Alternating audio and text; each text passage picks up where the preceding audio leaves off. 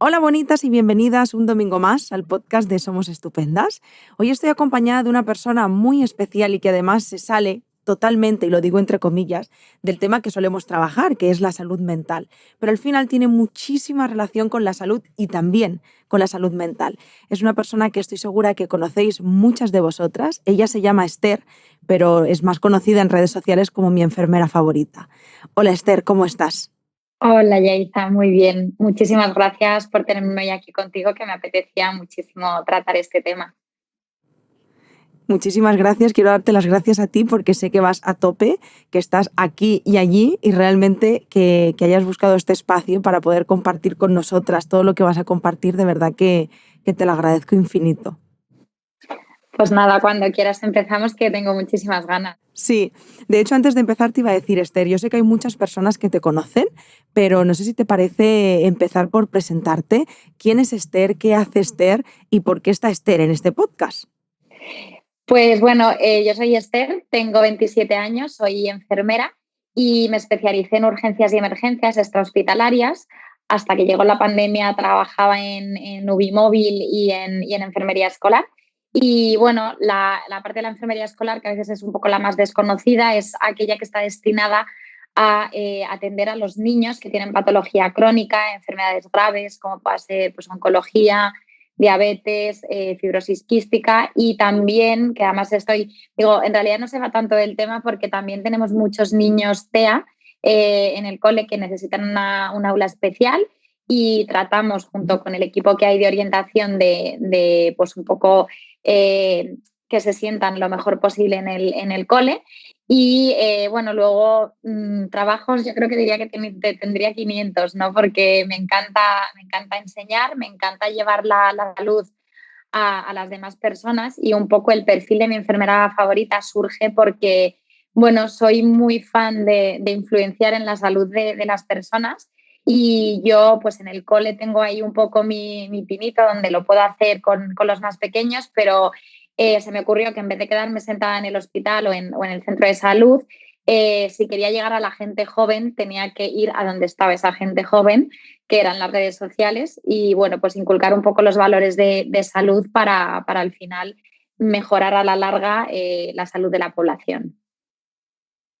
Qué maravilla. Yo desde aquí aprovecho este momento para darte mi más sincera enhorabuena y agradecerte también toda la información que compartes de forma tan generosa cada día en tus redes sociales, porque em, muchas de las cosas, diría todas, pero igual suena muy generalista, pero muchas de las cosas que compartes son totalmente desconocidas para mí y estoy segura que para muchísimas personas, y es una forma súper amistosa de acercarnos a fuentes verídicas y científicas de la salud, ¿no? Que a veces vemos la salud como algo como muy lejano, muy del hospital, muy de que no conectamos salvo casos muy específicos, y de pronto la información es poder, así que gracias de verdad. Sí, sí, sí, lo que yo aquí además veía era que yo compartía en mi Instagram personal un montón de cosas de salud, y tenía dos vertientes, ¿no? Mis amigos que me decían, ¡buah, qué guay! Tienes que hacer un Instagram de esto. Y luego la gente que me decía, ¡qué asco! No compartas de esto, porque bueno, a veces ponía cosas un poco escatológicas. Pero luego te das cuenta de que la gente no puede aprender si no se lo cuentan. Es decir, me di cuenta que estamos como muy obsesionados de parecer muy técnicos, pues de hablar a iguales, y al final si yo quiero que me comprenda alguien que no ha estudiado lo mismo que yo, que ha podido estudiar otra cosa diferente, ojo, pues o se lo explico de una forma también más comprensible, o yo entiendo. A mí me pasa a lo mejor con el fútbol, ¿no? Por ponerte un tema fácil, es que como no lo entiendo y nadie me lo explica como yo lo debería entender, pues entonces paso olímpicamente. O con el tema de la física, ¿no? A mí me resulta tan compleja que digo, mira, es que me lo explicas de una cosa más terrenal o paso. Entonces, era esta opción de ver que podías acercar a la gente y que no hay que ponerse muy técnico ni muy sábelo todo, que al final es tratar de bajarlo lo más sencillo posible para llegar al mayor número de personas, que al final la salud es cosa de todos. Totalmente, 100%. Jo, Esther, pues si te parece vamos a decir con esta breve, larga introducción de qué hemos venido a hablar hoy. Bueno, al final este podcast es el podcast de hablar de salud mental. Estamos todos los domingos dando la turra con la salud mental y diferentes temas relacionados con el bienestar y nuestra salud psíquica, ¿no? y emocional. Pero justo la semana pasada, estos días cerca, porque además antes lo estábamos comentando, que seguro que ahora nos lo dices tú mejor que yo, porque lo recuerdo así como una nube, ha cumplido un año desde que se dio el estado de alarma, desde que podemos decir que oficialmente llegó la pandemia a nosotros, ¿no? Y hemos hablado mucho, al menos en Somos Estupendas, desde nuestro blog y en el podcast en algunas ocasiones. Incluso hace un año, cuando pasó todo, yo organicé un congreso de salud mental para poder darle soporte a las personas que se encontraban en situaciones vulnerables. Pero al final, si hay alguien, si hay alguna persona o algunas personas que han estado ahí y que siguen ahí pasándolo terriblemente mal, es el personal sanitario. Y a mí me apetecía mucho, bueno, desde Somos Estupendas, el darle espacio a estas personas, ¿no? Y el poder escucharte, que de alguna forma seas la voz de todas ellas, de todas esas personas, aunque cada una tenga sus particularidades y peculiaridades, de cómo se está viviendo la pandemia desde ese otro lado. Pero para empezar me gustaría saber, ¿cuándo, tú recuerdas cuándo empezó esto de la pandemia? ¿Sabrías decir una fecha? Sí, totalmente. Bueno, esto, como decías que lo hemos hablado antes, es una sensación un poco extraña, ¿no? Han pasado tantas cosas que me parece que llevamos 3 años de pandemia, pero ha sido todo tan intenso que lo recuerdo como si fuese hace 2 meses. Yo recuerdo el día 11, que por lo menos en la Comunidad de Madrid, el 11 de marzo, y en ese momento me encontraba trabajando en el colegio y se cerraron los coles. Entonces, sí que fue un poco como broma, ¿no? De qué bien, una semana de vacaciones, porque en un principio, es verdad que no recuerdo si fue una semana o 15 días lo que se anunció desde la Comunidad de Madrid, pero parecía algo gracioso incluso, ¿no? De pues una semanita de vacaciones y se nos adelanta la Semana Santa. Y luego a su vez, yo recuerdo, pues esto fue el día 11, a mí me dijeron igualmente que el día 12 tenía que ir a trabajar y el día 12 yo fuimos algunos profesores, el colegio estaba absolutamente cerrado, no vino ningún niño, pero a mí me llamaron para decirme que me reubicaban por estado de alarma, que ahí es verdad que teníamos como un poco de noticia, parecía como la guerra, ¿no? O sea, de que se filtraban informaciones, no sabía si eras verdad, claro. Yo recuerdo el día 12 que cuando nos citaron para reubicarnos nos dijeron que iban a cerrar el país. Y yo digo, esto es broma. O sea, digo, pero totalmente absurdo. Decía, pero ¿qué están contando? O sea, ¿cómo que van a cerrar el país? Y yo, pues, soy asmática, sabíamos muy poco y es verdad que yo ahí ya estaba con miedo y decía, porque me dijeron, te vamos a reubicar. Y nos dijeron, o te vas a una unidad COVID o te vas a un centro de salud a hacer todo el seguimiento, todas las PCRs, todas las pruebas. O sea, en ningún caso era apetecible por el miedo que teníamos en ese momento. Y sí que nos permitían respetarnos nuestro contrato laboral, que era pues es un turno de mañana, de lunes a viernes. Entonces yo, no por capricho, sino porque trabajaba en otro sitio también por las tardes, pues me fui a donde me respetaban el horario, que en ese momento pues era un centro de salud con horario de mañana. El día 14, estado de alarma, se cierra España y claro, absolutamente locura. Lo que pasa es que yo lo digo siempre cuando me preguntan, yo tengo 5 hermanos, vivimos todos en casa, somos 7 personas y yo he vivido una pandemia diferente a mi familia. Sí que es cierto que se ha vivido como mucho cómo eran las enfermeras fuera, ¿no? O sea, cómo un personal sanitario ha vivido su historia en el hospital, cómo un personal sanitario ha vivido su historia en IFEMA, cómo lo ha vivido, pues eso, en la guerra. Pero me ha llamado la atención que nadie se ha parado a recopilar cómo vive la enfermera, el médico, el celador, el que quieras cuando llega a casa. O sea, no, ya no lo de fuera, sino lo de dentro. ¿Cómo llegas cuando tú te paras a pensar todas las muertes, todo el sufrimiento y todo lo que has visto fuera? Como yo, por ejemplo, y yo y como cualquier persona que ha estado trabajando fuera, ya fuera repartidor, ya fuera, yo qué sé, servicios esenciales, el quitarte la ropa, el nada más llegar a casa, irte corriendo a la ducha, sentirte un virus, o sea, sentirte que estabas llevando la enfermedad a tu casa. Pues yo ya te digo, dormir separada, llegaba a mi casa y mi vida la hacía separada de mi familia, después de comer yo limpiaba en la mesa y ya comían ellos, que es verdad que fue como todo igual más intenso al principio, luego ya pues nos relajamos como todos, ¿no?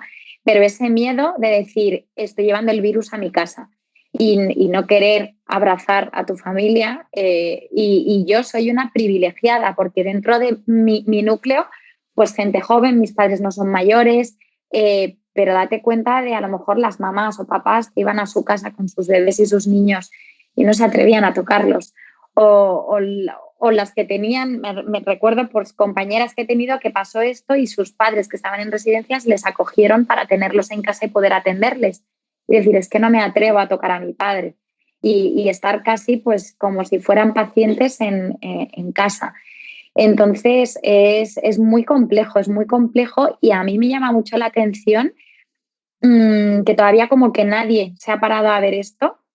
Si hablamos de datos de salud mental, he leído varios estudios de que ha habido un 80% de personal sanitario que en algún momento en este último año ha presentado pues episodios de estrés, de ansiedad, incluso debido también a las secuelas de la enfermedad que hayan desarrollado algún tipo de enfermedad mental. Pero sí, parece como que todo el mundo sabe que es consciente de eso, pero tampoco nadie está haciendo nada. Entonces, eso es lo que decían. La segunda ola será la de la salud mental. Ahora ya llevamos tantas olas que yo no sé si está tocada la séptima ola, pero es algo que a mí francamente me preocupa. Has hablado, Esther, mira, es que, bueno, también porque soy una persona muy sensible, pero de verdad que te escucho y o sea, no me puedo ni imaginar lo que significa, porque iba a decir lo que significó, pero es que hablar en pasado me parece un insulto, porque es algo que sigue pasando. Creo que se aprende a convivir con ello por una cuestión de supervivencia, pero al final sigue estando súper presente esa realidad en vuestro día a día. Pero has hablado varias veces de guerra, de la palabra guerra. Y me gustaría preguntarte si tú personalmente lo has vivido así o lo vives así. O sea, ¿lo vives como una guerra? A ver, a día de hoy no. No porque es porque es una situación diferente. Por supuesto, hay material, yo ya no estoy, a mí me arrancaron de mi realidad y me dijeron, toma, te vas allí y te apañas como puedas. A un sitio nuevo que no había trabajado, con un equipo nuevo que no conocía, de la noche a la mañana ponte a hacer esto. Las PCRs ahora son del pan de cada día, pero yo no había hecho una PCR en mi vida. Las PCR sí se hacían, ya existían, se inventaron hace muchos años, pero se hacían a nivel de laboratorio, de estudios. Entonces, te sacan de tu vida, te llevan a otro sitio. Y es que, yo digo guerra, pero porque por supuesto que lo viví como una guerra. O sea, es que yo a las 2 semanas de estar en mi puesto de trabajo, lo recuerdo como si fuera ayer, que a mí me vino una señora de salud pública, nos reunieron el equipo de trabajo y nos dijeron, estamos en guerra biológica. Esto significa que lo que haya se utiliza, que lo que haya que hacer se hace. Porque se ha vivido como mucho también la realidad del hospital. Yo en mi caso estaba en un centro de salud, ¿no? Y tú sabes, bueno, no lo sabes, claro, pero atender llamadas de gente llorando, de gente desesperada, de gente gritando, de ataques de ansiedad, de personas que se estaban ahogando en casa y que a nosotros nos digan, tenéis que elegir a quién le mandáis la ambulancia. Y eso era decidir también quién se moría en casa, porque luego volvías a llamar a las horas o al día siguiente y ese paciente había fallecido. Mi traje, recuerdo la primera semana a mí me dieron una mascarilla y tenía una mascarilla quirúrgica para la semana completa. Que luego eso cambió, pero en ese momento a mí es que eso me parece la guerra. Y más, es insultante, por supuesto, decir eso cuando conoces la guerra de Irak, ¿no? O sea, cuando conoces una guerra de verdad. Pero es mi realidad y para mí, yo que tengo 27 años, para mí eso ha sido la guerra y yo no he vivido otra cosa y yo no he conocido otra cosa. Entonces, el hecho de, pues yo recuerdo el traje que me dieron a mí para hacer la primera PCR, que entramos con más miedo que vergüenza una médico y yo a hacérsela a una paciente, era ridículo. O sea, era una bata, unas gafas de plástico que se me caían, que no tenía ningún sentido, que me las pagué con esparadrapo al pelo y una mascarilla quirúrgica. Y esa paciente a la que le hicimos la PCR, claro, ahora tú imagínate que ahora se hacen... Mira, yo antes de irme de donde estaba trabajando, acabé haciendo unas 150 PCRs diarias. Cuando yo empecé allí, hacíamos 4 a la semana. Y nos decían, claro, siempre era positivo, porque nos decían al paciente que peor veáis, que obviamente sea claro, le hacéis la PCR, porque era lo que había, o sea, no teníamos más PCRs. Entonces, claro, sabías que al paciente que te metías a hacer la PCR era positivo.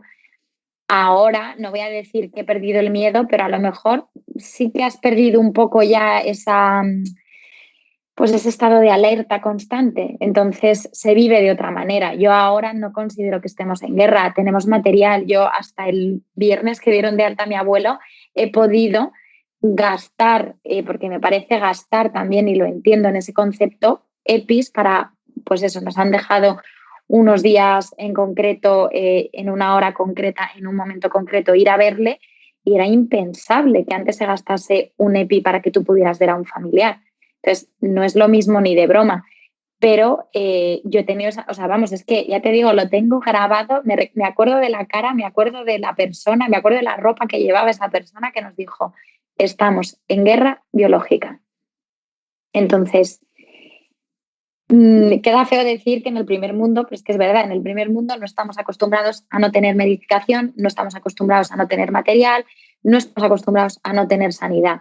Entonces, cuando todo eso pasa, pues te pone todo tu mundo en perspectiva y entiendes, y empiezas a valorar las cosas que dabas por hecho, que eran un derecho, y tal vez no son un derecho, sino que son un privilegio. Totalmente.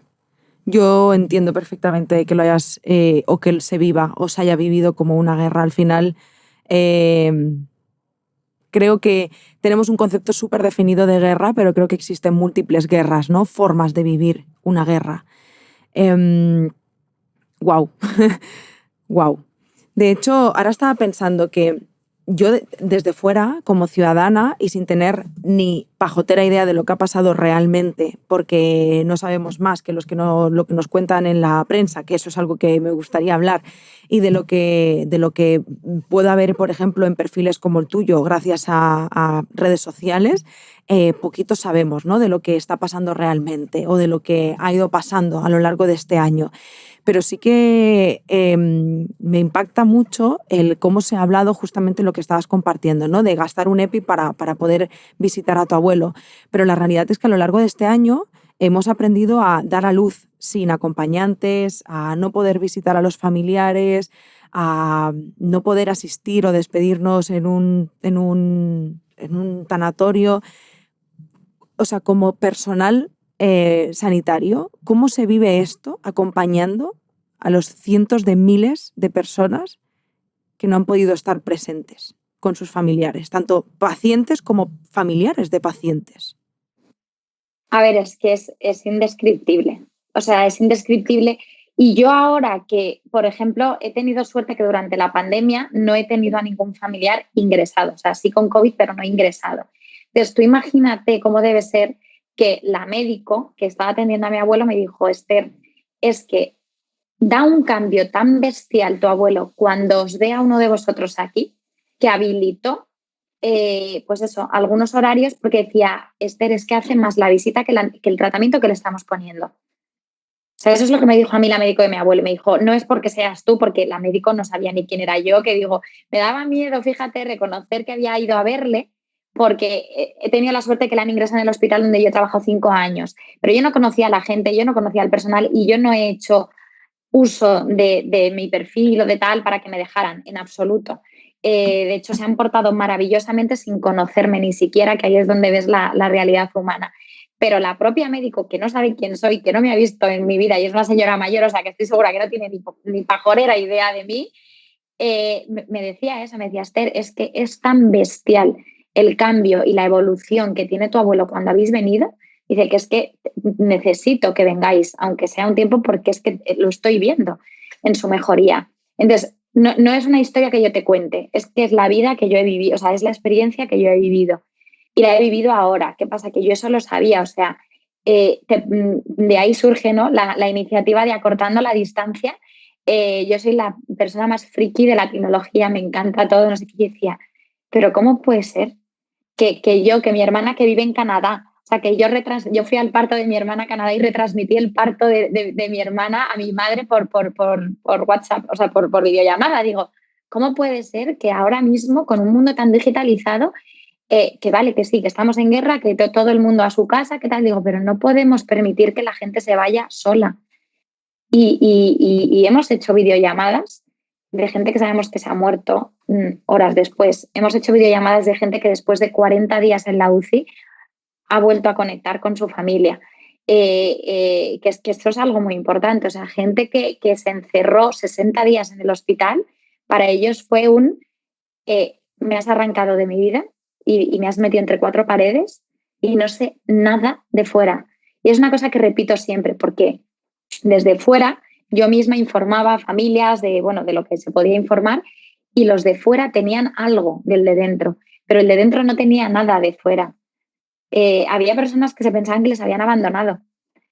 Había personas encima, nosotros, cuando yo, ya te digo, yo trabajé la pandemia en atención primaria, en centro de salud, pero los días libres me iba voluntaria a hacer estas videollamadas, ¿no? Y te dabas cuenta que, lógicamente, por el riesgo y por todo, el personal entraba lo mínimo posible a la habitación. Entonces, tú sabes lo que es estar 60 días entre cuatro paredes, que no sabes nada, que no entiendes, que la realidad que había fuera era ajena a ti. Total. Y además que íbamos vestidos de alienígenas. Es que encima yo recuerdo que se me empañaban las gafas, entonces es que ni te veían los ojos. Y yo vi, no sé dónde, en redes sociales, vi que hubo un chico que se imprimió una foto suya y la plastificó, porque el paciente no sabía ni quién venía a verle. Entonces me pareció una idea muy buena. Yo imprimí una foto mía y la plastifiqué. Entonces yo, claro, encima entraba en la habitación con la foto y ya sabían que iban a hacer la videollamada y se ponían súper contentos, pero porque no sabían nada, no sabían quién era. O sea, es que igual soy muy pesada con esto, pero te lo prometo, que cómo debe ser que porque ahora estamos súper acostumbrados a ver a gente en EPIs, a todo, pero tú imagínate si ya nos pareció extraño cuando veíamos a las primeras personas con mascarilla en la calle.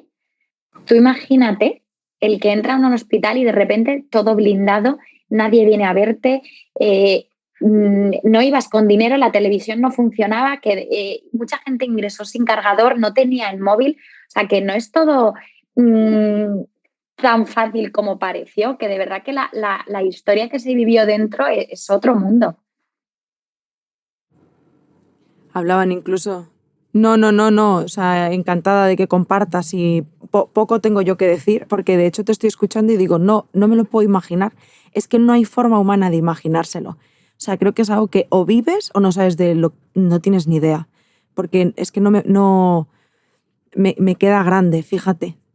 ¿Sabes? Me queda grande poderme imaginar una situación así. Sobre todo también creo que es algo como súper importante remarcar, no sé qué piensas tú, con una enfermedad tan sumamente desconocida. Porque si a ti de pronto alguien te dice, mira, te pasa esto, es como, bueno, lo conozco más, lo conozco menos, pero conozco a alguien que lo tuvo, yo qué sé. Siempre tienes como una referencia, algo a lo que agarrarte. Pero si de pronto es a una fecha de hoy, yo reconozco que tengo muchísimo...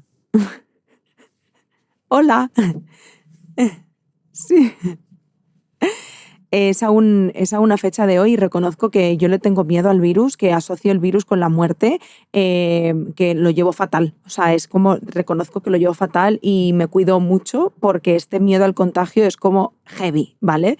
Y es justamente por eso, porque no sé tampoco cuánto de verdad hay en la información que tengo, porque en realidad no sé ni cuánta información tengo. Es todo tan confuso que realmente me duele.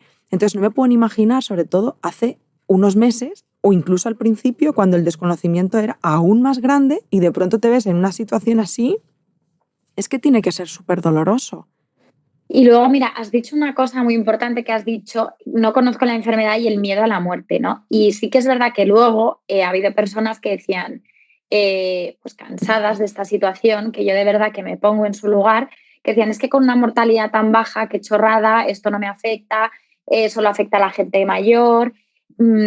Durante la pandemia, en el mes de mayo, murió un amigo de mis padres con 56 años por apendicitis, porque, bueno, estaba en casa, tenía un dolor, tenía cáncer y pensaba que era del cáncer, y por el miedo a ir al hospital, no tenía nada que ver con el cáncer, y él estaba totalmente, o sea, bueno, no recuperado, pero que estaba absolutamente estable. Y él, por el miedo a ir al hospital, se quedó en casa, y de la apendicitis, pues explotó, hace una cosa que se llama peritonitis, y se murió, ¿no? Entonces, el riesgo de esto no era solo, o sea, la pandemia va mucho más allá del COVID, por supuesto. Es que se ha muerto mucha gente que no se tenía que haber muerto. Se ha muerto gente por accidentes de tráfico que los hospitales estaban colapsados y no se les podía atender. Se ha muerto gente por infartos porque no había ambulancias. Las ambulancias que en Madrid suelen tardar entre 10 y 15 minutos. eh, yo recuerdo un paciente que nos llamaba desesperado porque nos contó que su padre llevaba 36 horas fallecido en casa, el cadáver en casa y no iban a buscarlo. Entonces, no es el COVID, pero es el COVID. Es decir, por supuesto que no todo el mundo se ha muerto de COVID, pero es que también han pasado muchas cosas malas por la situación en la que estábamos. No hacía falta que te murieras de COVID, pero que haya un colapso sanitario ha afectado a todo. O sea, personas con enfermedades crónicas como un cáncer, una diabetes, que todas sus citas se han visto retrasadas. Pacientes, yo tengo en concreto 2 familiares que tienen bueno, pues, problemas de salud mental y que se han visto absolutamente desbordados con esto. Tú date cuenta, y una de las cosas, cuando sale acortando la distancia, me di cuenta de que todo el mundo queríamos como ayudar a los grandes hospitales, ¿no? Decías, el Hospital de Valencia de la Fe, La Paz, el Hospital de Clínic de Barcelona, era como todo tal, y luego, mira cómo me di yo cuenta, y estaba yo metida en esto, que una enfermera me dice, mira, Esther, una compañera mía, me dice, Esther, mi hermano, pues eso, tiene discapacidad, es una persona adulta y vive en un piso tutelado y está allí solo y están allí encerrados. Y entonces me dice, claro, él no entiende nada, no entiende por qué tiene que estar encerrado, no comprenden esta situación. Y me daba cuenta que estábamos pensando tan en lo grande y no íbamos a lo básico. Y a lo mejor no era decir qué bien en un hospital, porque al final en un hospital había muchos medios, ¿no? Pero de ahí fue cuando activamos el llevar a residencias de ancianos, a centros de día que se habían cerrado para tratar a estas personas, a pisos tutelados de adultos con discapacidad para llevar estos recursos. Y es que esto queda grande, o sea, lo mires por donde lo mires, esto te queda grande. Porque no sé, o sea, a ver, yo personalmente estoy orgullosa de lo que hice, ¿no? Pero luego lo miras con perspectiva y dices, ay, es que esto podría haberlo hecho mejor, es total. Y luego dices, mira, es imposible. O sea, todo el mundo sé que dio lo que pudo y llegamos hasta donde llegamos. Yo, por mi parte, te digo, Esther y todo el personal sanitario, lo hicisteis y lo hacéis lo mejor que sabéis y eso es suficiente. Que a veces se nos olvida incluso que sois humanos.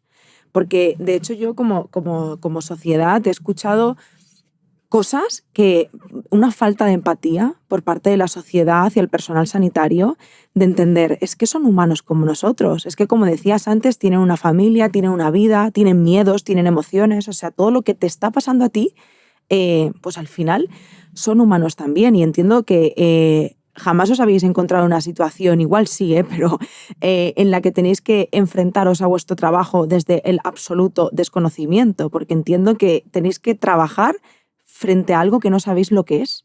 O sea, tiene que ser agotador y desesperante. Y es agotador porque no para, te quiero decir.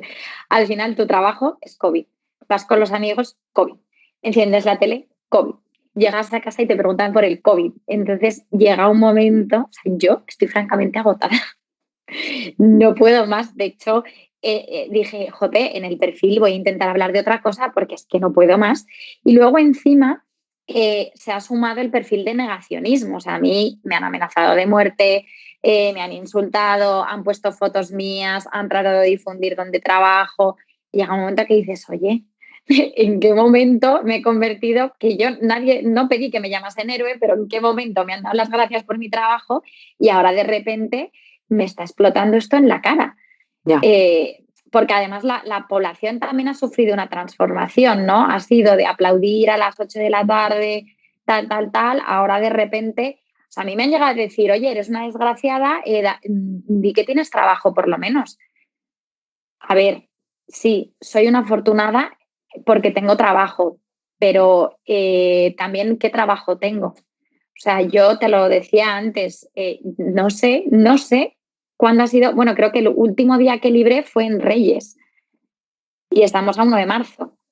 Entonces, oye, también a costa de qué, a costa de mi salud mental, tengo que dar gracias porque tengo trabajo. que también, o sea, yo de verdad que me intento poner el papel del otro, pero a veces te frustra que la gente no se está poniendo en tu lugar. Y también ha sido, y esto lo he dicho siempre en todos los sitios, creo que se ha infantilizado mucho la pandemia en España. Creo que el tema de los arcoíris, los aplausos, todo va a salir bien, personalmente creo que ha sido contraproducente, porque la realidad que se estaba viviendo no era esa. En los hospitales no había arcoíris y en los hospitales no había aplausos. Entonces, no hacer a la población consciente de lo que se estaba viviendo, yo entiendo que en un momento se hace para proteger a la población, para que no haya colapso del país, para que no haya un miedo absoluto, pero creo que tampoco era la solución esta. Entonces, claro, llega un momento, pues eso, que la gente dice, no, es que veo a las enfermeras haciendo bailes de TikTok, veo tal, oye, yo no lo he hecho, pero no tendré yo el derecho a estar 5 minutos riéndome después de haber, o sea, una enfermera, no ha sido mi caso, pero estoy grabando un documental con unas estudiantes que les tocó eso, ¿no? Es que esto no hay que olvidarlo, estudiantes de cuarto que sin acabar de la carrera se hace un decretazo para que se pongan a trabajar. Y una estudiante me dijo, Esther, en la cama 17 he visto en 3 meses 26 pacientes morirse. ¿Quién se pone en el lugar de ella? Y dice, no, da gracias que estás viendo a gente morir todos los días. Hombre, tampoco es eso. Ya. Lo que yo creo, Esther, es que ya lo has notado. Yo no soy personal sanitario, pero lo he notado como por el otro lado, que al final la población en general está súper susceptible y hay temas que son muy sensibles, como por ejemplo el trabajo, la economía, porque al final hay personas que lo están pasando muy mal y hay personas con mucha falta de empatía, porque yo entiendo que tú lo estás pasando terriblemente mal, pero tienes que entender que al otro lado de esta pantalla, al otro lado de este muro del hospital, también hay personas.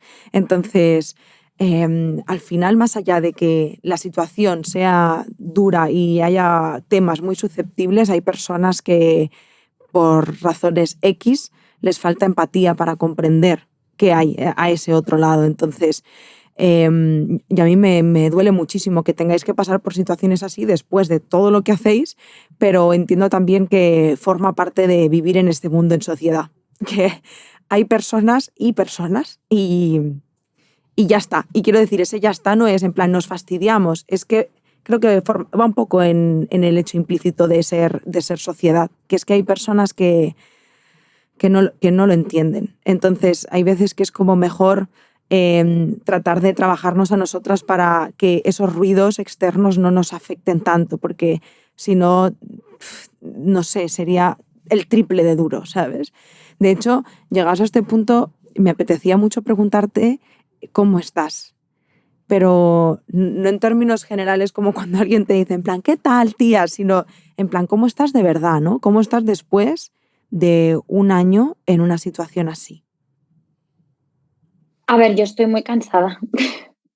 Estoy muy cansada, lo digo y lo diré. O sea, yo considero que soy una privilegiada porque yo en mi situación he podido volver al colegio, estoy como coordinadora COVID, que es verdad que es un trabajazo, pero alucinante, porque estoy sola, soy la única profesional sanitaria del centro, pero dentro de que soy una privilegiada, estoy cansada, estoy agotada. Es lo que te decía, ¿no? Es continuamente el COVID.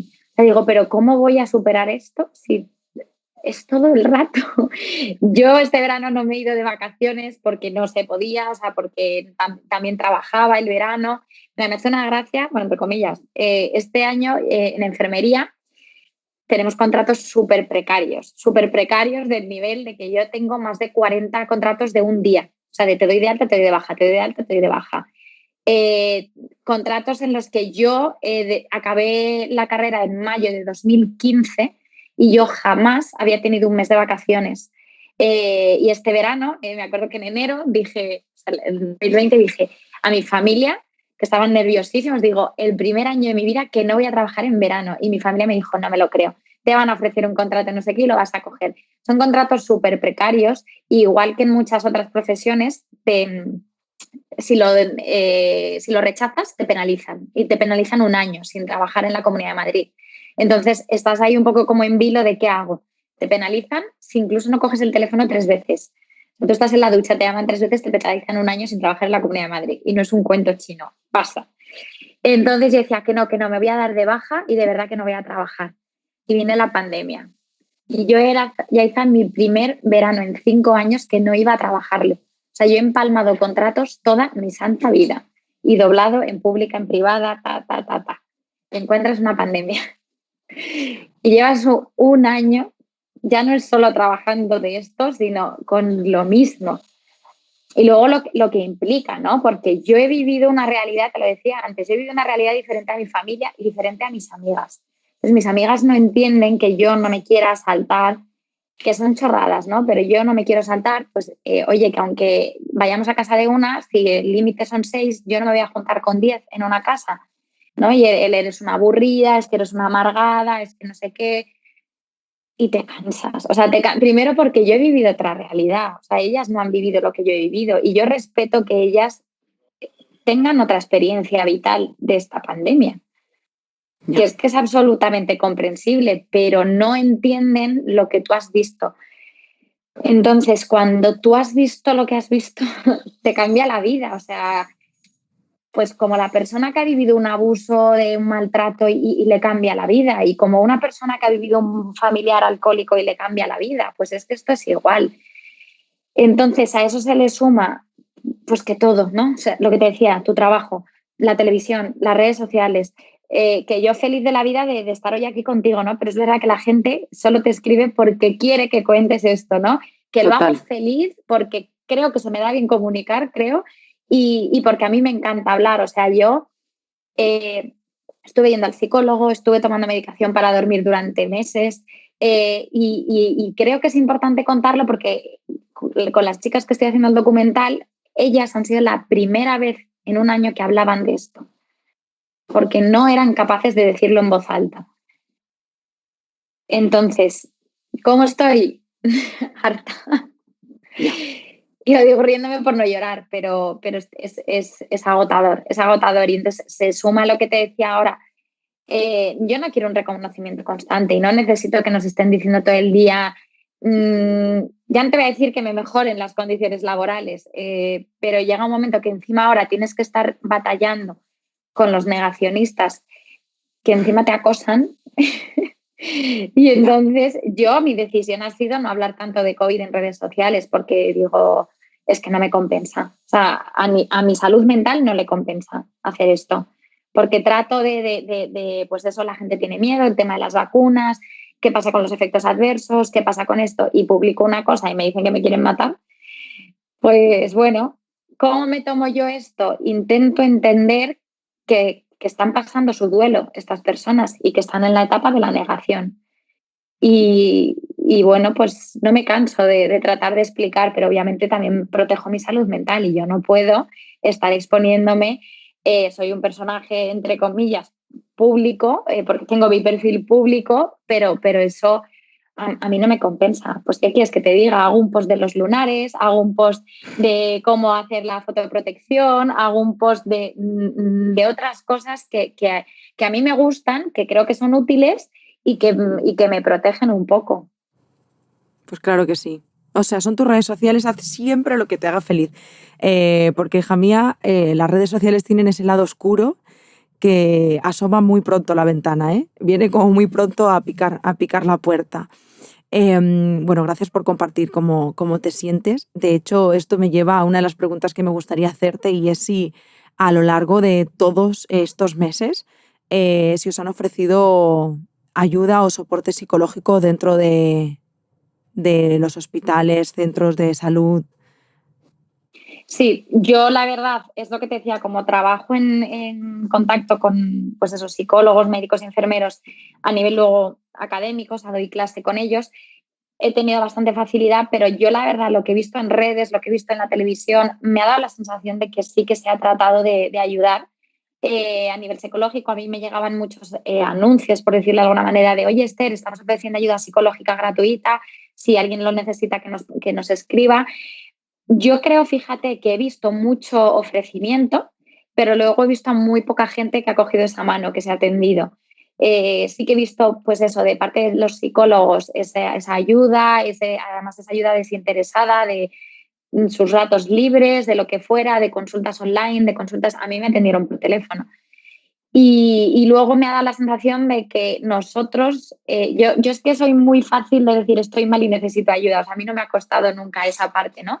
Pero sí que la sensación que he tenido de los sanitarios es de no estoy bien, no lo necesito. Y luego han explotado.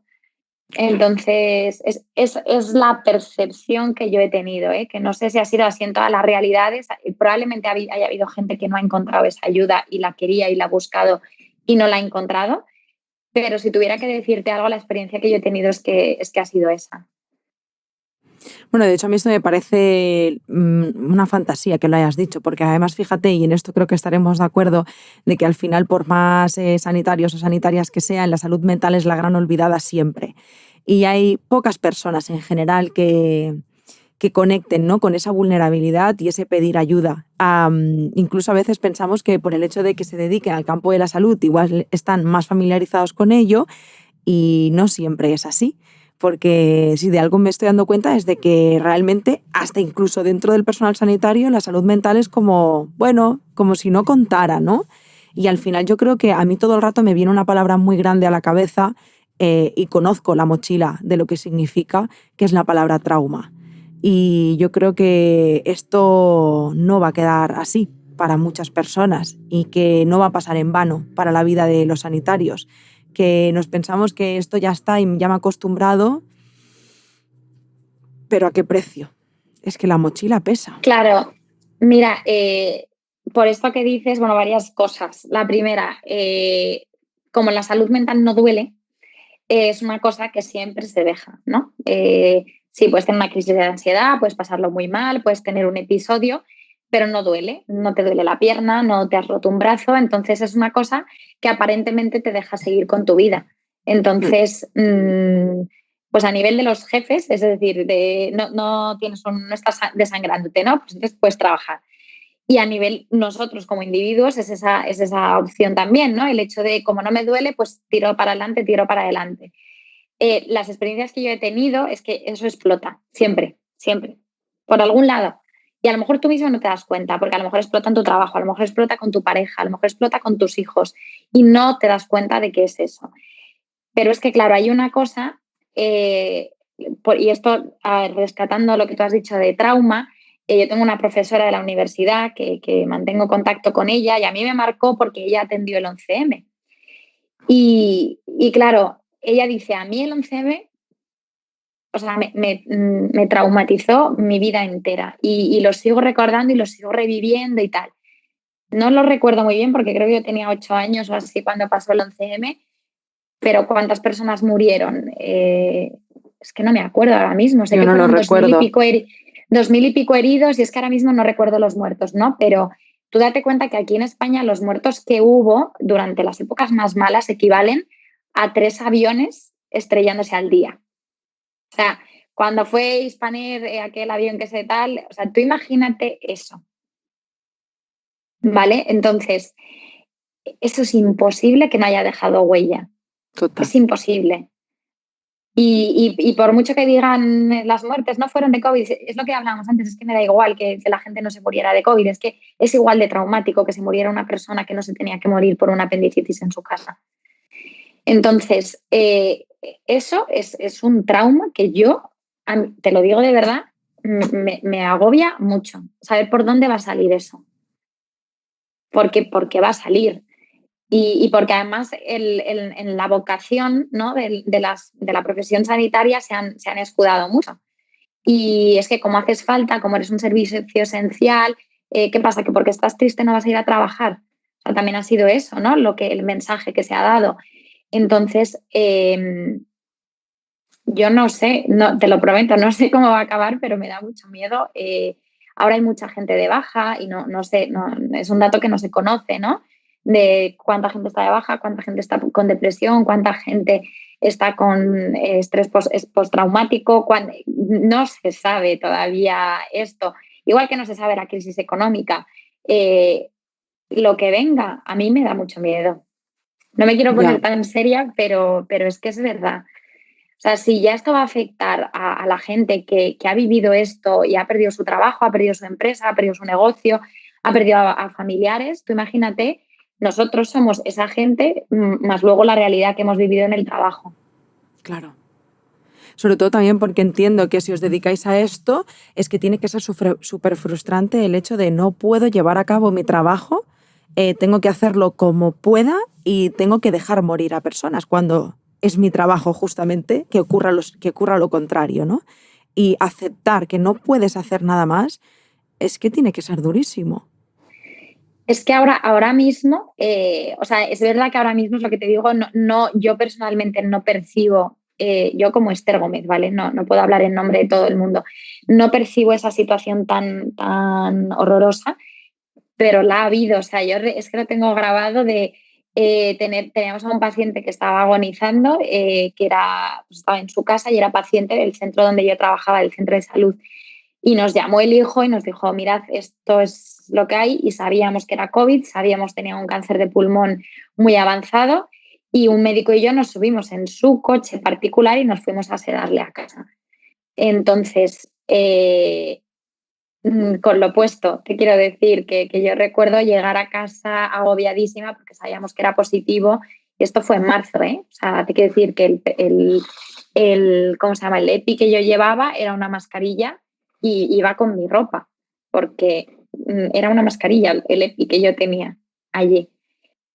Entonces, es que no, o sea, a veces digo, yo no sé hasta qué punto, no ibas a enseñar los féretros ni nada de esto, pero hasta qué punto sí que es importante que la gente conozca testimonios. Y no el mío, porque el mío no es el más duro, ni muchísimo menos, pero es que tienen que entender lo que se ha vivido. Ya. Sí. Bueno, Esther, ya por último me gustaría hacerte una última pregunta y va a ser un poco anecdótica porque te voy a compartir. Vengo justo de Madrid porque hemos tenido que ir a Madrid por trabajo.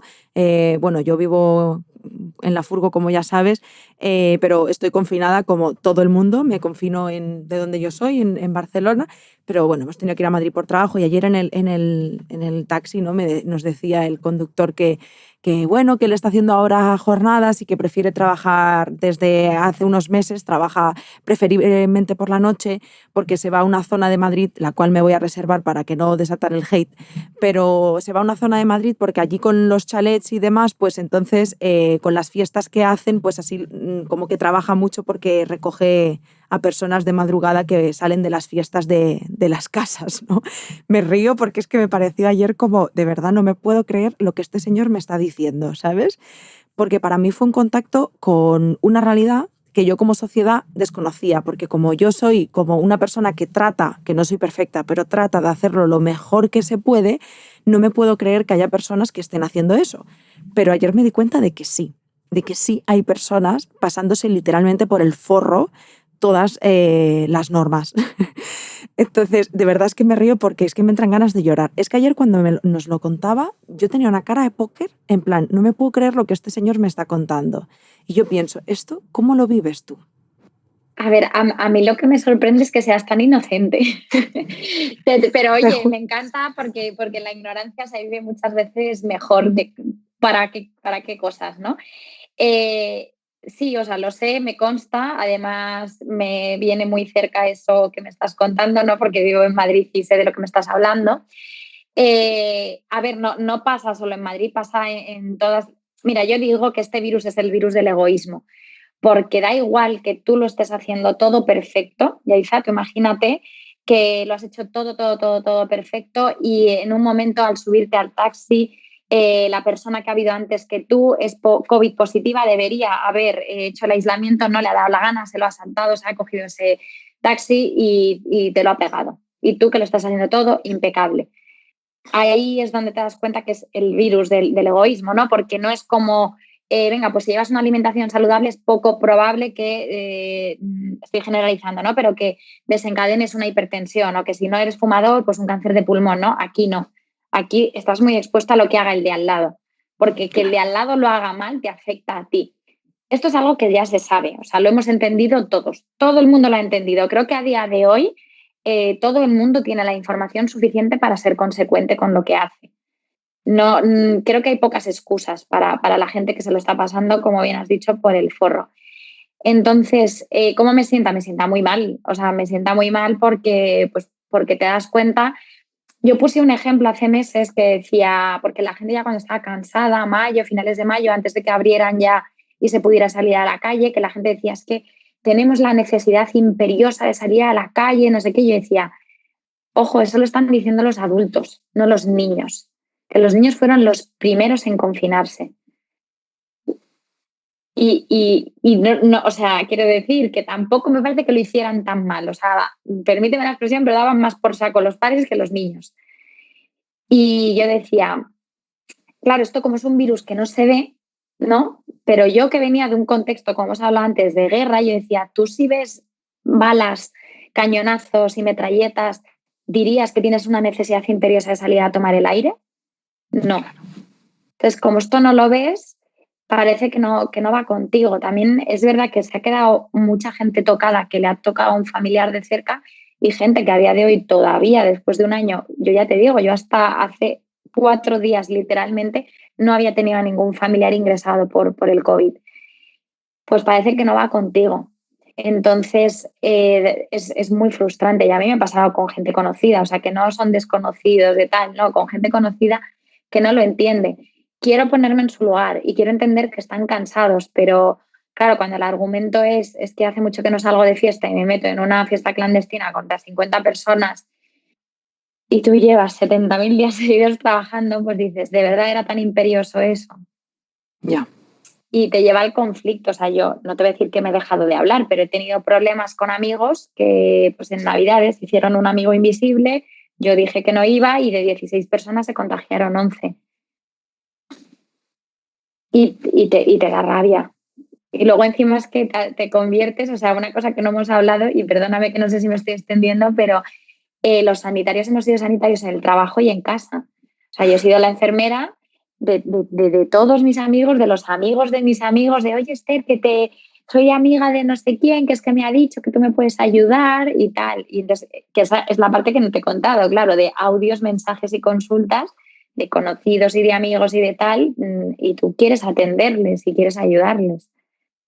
Entonces, te puedes imaginar el agotamiento, ¿no? Yo creo que ya te he cansado solo de contártelo.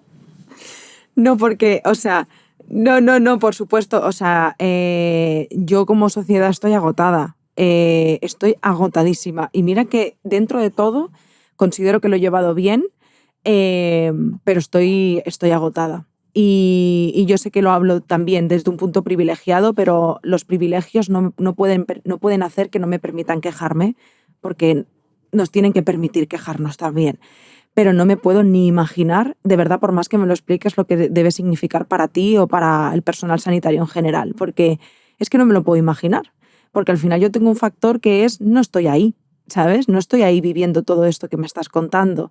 Entonces, si yo estoy agotada, es, bueno, ni me imagino, ¿no? Como te digo. Sí, pero muy mini, muy pequeña. Bueno, Esther, hay una parte que me gustaría compartir con las personas que nos están escuchando, que tú ya sabes y es parte del motivo de que hoy estemos juntas, y espero de corazón que podamos grabar un podcast más adelante, hacer un directo o conocernos, sin que sea para hablar del COVID, por favor, que eres una grandiosa profesional y hay mucho más que Esther y el COVID. Entonces, ojalá que podamos coincidir más adelante, pero bueno, también en parte la razón de este podcast y de poder compartir todo esto es que, bueno, desde Somos Estupendas nos dábamos cuenta, ¿no?, de esta necesidad de poder acompañar a personas que lo necesiten y, bueno, decidimos crear un congreso gratuito de salud mental para aportar herramientas al personal sanitario. Y es importante entender que para nosotras, personal sanitario es toda persona que considere que necesita esa herramienta. No importa tanto que seas médica, enfermera, o sea, quiero decir, no importa tanto a lo que te dediques, sino cómo tú has vivido esta situación en primera línea de batalla, vengas de donde vengas, que hay como los grandes olvidados no celadores que decíamos antes, personal de limpieza, de seguridad. O sea, hay muchas personas en esa lucha que me gustaría reconocer también. Entonces, bueno, será el 27 y 28 de marzo Daremos toda la información en nuestro Instagram porque ahora es muy pronto para facilitarla. Estamos ahí acabando de ultimar detalles, pero encontrarán toda la información en Instagram. Es totalmente gratuita y nuestro equipo de psicólogas estará ahí aportando herramientas que puedan servir en el día a día, ¿no? Para conciliar el sueño, transitar un duelo, gestionar el estrés. Así que bueno, este es nuestro pequeño granito de arena, que es nada al lado de todo lo que hace falta, pero era nuestra forma de poder decir, oye, estamos en esto también, que al final el equipo como psicólogas también es personal sanitario, también lleva una lucha muy grande a sus espaldas, pero creo que es el momento de acompañarnos, ¿no? Y de sostenernos unas a otras. Y bueno, esto es lo que quería compartir. Yo te lo agradezco porque parece como que al principio, ¿no? Es cuando tenía sentido todo y esto es cuando tiene sentido ahora. El agotamiento que hay ahora no lo había en mayo y es, o sea, yo te agradezco que hayáis querido hacer esto porque estoy segura que vais a poder ayudar a muchísima gente. Ya sé que suena como muy brilli todo el rato, ¿no? Lo de la salud mental, no sé qué, pero de verdad que la gente tome conciencia de que es importante, que no pasa nada por pedir ayuda, es que es lo mejor que puedes hacer, pedir ayuda y que qué suerte tenemos ahora que es algo tan visibilizado y me vas a permitir que esté encima gratis gracias a vosotras. Entonces, yo te agradezco que hayáis querido contar conmigo. A veces tengo ese síndrome del impostor, digo, si yo no tengo nada importante que contar al lado de estas cosas tan maravillosas que hacéis. Y nada, que sé que os lo he puesto un poquito difícil, pero que gracias por haber insistido para tenerme hoy aquí, que no, te prometo que no me había dado la vida. No, gracias a ti, ya te lo decía el otro día, de verdad, Esther, gracias a ti porque para mí es un honor que hayas sacado este espacio para poder hacer este podcast. Así que de verdad te lo agradezco de todo corazón en mi nombre y en el nombre de todo el equipo. Muchísimas gracias. Gracias también por compartir de forma tan generosa todo lo que has compartido. Y lo dicho, espero de verdad que volvamos a coincidir y que no sea para hablar del COVID, porque hija mía, qué fritura. Si todo va bien, estaré en junio en Barcelona con la Universidad de Enfermería, que me han invitado como madrina y ya nos tomamos ahí algo bien. Ojalá que sí. Sí, por favor. Esther, pues muchísimas gracias. Gracias de corazón. Nos vemos pronto, espero que sea en junio. Y a vosotras quiero daros las gracias una semana más. Este podcast en especial sí que me gustaría deciros, ¿no? que siempre os lo pido y os lo agradezco, pero que lo compartáis si tenéis alguna persona que le pueda ir bien este congreso. Y gracias por escucharnos, por estar aquí un domingo más y nada más, que nos escuchamos y nos vemos el domingo que viene. Un besito muy fuerte. Adiós. Chao.